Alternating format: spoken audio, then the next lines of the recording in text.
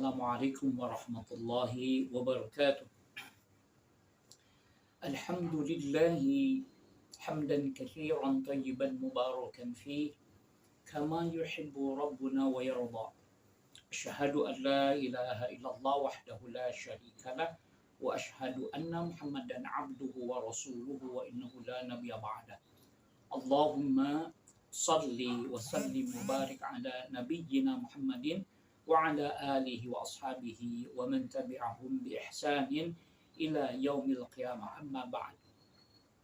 Eksekutif Mujahid Muda, alhamdulillah pada kesempatan ini kita masih dipertemukan oleh Allah untuk membahas tentang bagaimana kita memulai untuk bisa menyampaikan kebenaran, untuk bisa menyampaikan dinul haq ini.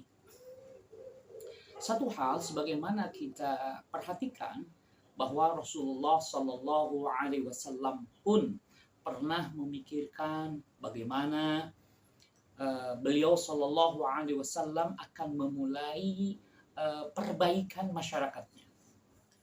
Namun kemudian beliau yang pada saat itu belum diangkat sebagai Nabi dan Rasul, dan beliau Shallallahu Alaihi Wasallam bertahanuf di Gua Hiro. Perlu diketahui bahwa sesungguhnya pada saat itu, pada zaman itu, masa fatrah, masa berhentinya atau terhentinya pengutusan Rasul, sudah ada agama-agama selain yang berlaku di masyarakat Mekah, yaitu ada Ahlul Kitab, ada Yahudi, ada Nasrani atau agama-agama peninggalan Nabi Musa alaihissalam, juga peninggalan Nabi Isa dan nabi-nabi yang lainnya. Namun ketika Nabi Shallallahu Alaihi Wasallam memikirkan bagaimana cara memperbaikinya, ini menarik sekali. Maka kemudian Nabi Shallallahu Alaihi Wasallam mencoba mencari dengan bertahanuf, dengan bahasa kita menyepi di Gua Hiro. Maka kemudian turunlah wahyu yang pertama yang disepakati oleh para ahlul Quran, bahwa wahyu yang pertama adalah surat Al-Alaq ayat 1-5. Di mana di situ ayat pertama adalah Iqra bismi rabbikal ladzi khalaqa. Iqra, bacalah. Begitu kurang lebih terjemah yang dapat kita temukan di dalam terjemah Al-Quran. Bismi rabbika, dengan menyebut nama Tuhanmu, alladzi khalaqa, yang telah menciptakan. Sebelum saya lanjutkan, saya ingin melihat kata Iqra. Menurut informasi Al-Quran juga bahwa Nabi SAW ini belum pernah membaca tulisan. Ya, jadi sebelumnya belum pernah membaca tulisan. Tidak pula beliau pernah menulis dengan tangan kanannya. Sehingga sebagian ulama menyatakan bahwa Nabi Shallallahu Alaihi Wasallam bukanlah orang yang pandai membaca dan menulis.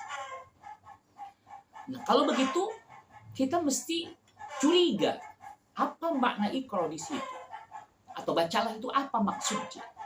Maka dapat kita lihat bahwa penelitian kita terhadap hadis-hadis yang berbicara tentang khobar atau yang mengabarkan tentang turunnya ayat ini, ternyata malaikat Jibril dalam riwayat-riwayat itu tidak membawa tulisan. Sehingga kalau begitu Iqra, ya, apalagi kemudian setelah kata Iqra, di situ tidak ada maf'ulnya, tidak ada objeknya.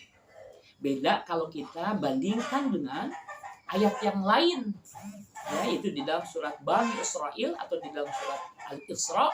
Di situ ada objek, sama-sama perintah membaca. Iqra kitabaka, bacalah buku catatan amalmu, jelas yang harus dibaca.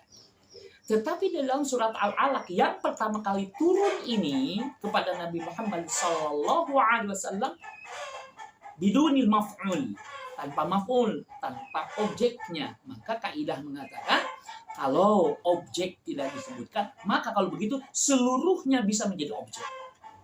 Kalau seluruhnya bisa menjadi objek, berarti yang harus dibaca, ya, Iqra tadi. Kalau dengan kata lain bahwa Qara'a yaqra'u Qur'anan, Qur'anan bima'na kumpulan.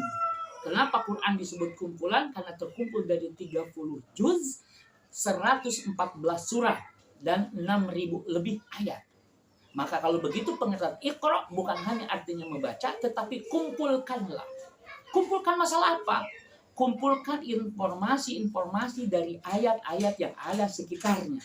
Kalau para ulama membagi ayat-ayat Allah terbagi dua, yaitu ayat yang tertulis dan ayat yang tidak tertulis, maka bagi Nabi Muhammad berarti membaca ayat yang tidak tertulis, ayat yang termaktub di alam maya pada ini. Nah, maka oleh sebab itu ayat yang pertama kali turun membimbing agar Nabi Muhammad SAW dapat membaca peristiwa-peristiwa alam, sosiologi yang terjadi di masyarakat seperti apa itu. Jadi saya kira riset untuk sosiologi dalam hal ini inilah bisa dijadikan ayat ini Iqra, ya. Maka oleh sebab itu sekali lagi ada ayat kauniyah, ada ayat maktubah dalam pengertian ayat Qur'aniyah. Tetapi karena tadi dikatakan bahwa malaikat Jibril tidak membawa tulisan, maka yang dimaksudkan adalah ayat kauniyah. Berarti Nabi Muhammad diperintahkan pertama kali bagi beliau SAW adalah membaca ayat-ayat yang di sekitar alam. Adapun bagi umat Nabi Muhammad jelas ini juga sebagai dasar agar kita mampu membaca dan menulis, bukan hanya membaca teks tetapi juga membaca non-teks. Non-teks atau ghairun nas. Jadi nas dan wa ghairun nas. Nah, menarik sekali kemudian setelah kita membaca, sekali lagi yang menarik adalah di situ dinyatakan Iqra bismi rabbika. Bismi rabbika tentu memiliki tujuan jika dibanding dengan kata bismillahi. Bismi rabbika, bismillahi maknanya atas nama Tuhanmu, atas nama Allah, begitu yang kita pahami. Tapi teksnya atau nasnya atau bismi rabbika tidak menyebut nama bismillah.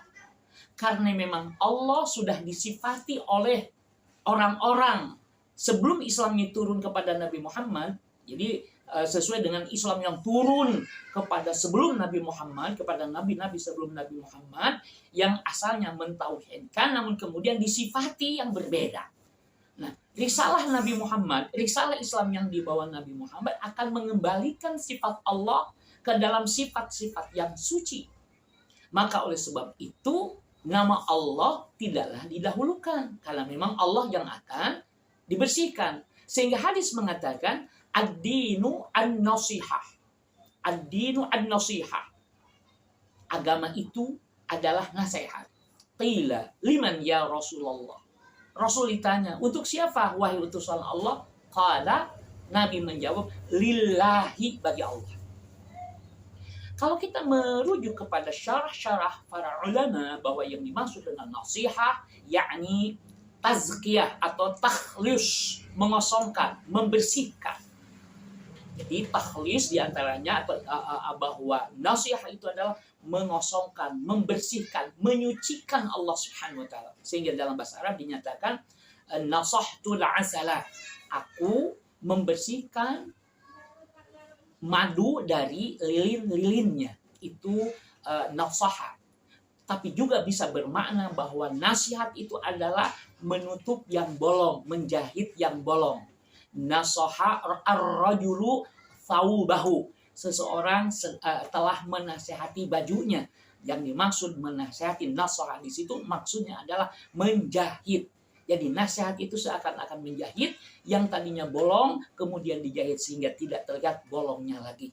Agama ini, sistem hidup ini yang diturunkan oleh Allah kepada Nabi Muhammad adalah sebagai pertama kali adalah menyucikan kembali sifat Allah Azza wa Jalla. Sehingga di dalam ad-din sering ditemukan bahwa subhanallahi amma yasifun. Maha suci Allah dari apa-apa yang mereka sifati. Nah, oleh sebab itu, maka sekali lagi ciri Allah, substansi Allah, pertama kali ayat turun ini adalah substansinya dulu dikenalkan, karakteristik atau substansi atau eksistensi Allah Subhanahu wa taala, bukan namanya dulu, karena memang namanya yang akan disucikan. yang kemudian nanti kepada mereka yang telah mengimani risalah Islam ini yang diturunkan kepada Nabi Muhammad, maka mereka akan senantiasa diajarkan untuk membaca subhanallah. Gitu ya. Ciri atau substansi eksistensi Rabb kita yang diajarkan dalam surat tadi Al-Alaq di ayat pertama adalah alladzi khalaqa, yaitu yang telah menciptakan. Jadi kalau ada sesuatu yang dipertuhankan, tapi dia tidak mampu menciptakan langit dan bumi, tidak mampu menciptakan nyamuk, tidak mampu menciptakan sesuatu baik yang besar, yang sangat besar, yang maupun yang kecil, maka dalam akidah Islam dia ditolak sebagai Rabb.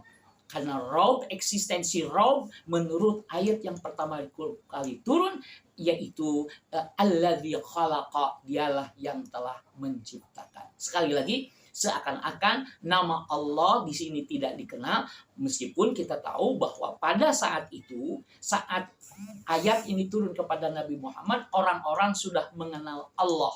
Namun mengenal Allahnya dengan sifat-sifat yang kotor, dengan sifat-sifat yang tak pantas, yang tidak laik alias tidak layak. Maka datanglah syariat yang disampaikan kepada Nabi Muhammad agar memberi sifat, menjelaskan kembali sifat-sifat Allah dengan sifat-sifat yang layak, sifat-sifat yang pantas, sifat-sifat yang sempurna, yang terbebas dari cacat dan kekurangan. Maka oleh sebab itu, untuk memperbaiki masyarakat, kembalilah kita membaca Iqra. Membaca apa? Membaca peristiwa-peristiwa, ayat-ayat, isyarat-isyarat. Maka di zaman generasi 4.0 ini kita harus mampu membaca, karena membaca isyarat-isyarat. Karena orang yang tidak bisa membaca pada zaman ini adalah mereka yang tidak mampu membaca data-data. Demikian yang dapat dikemukakan. Wassallallahu ala nabiyyina Muhammadin walhamdulillahi rabbil alamin.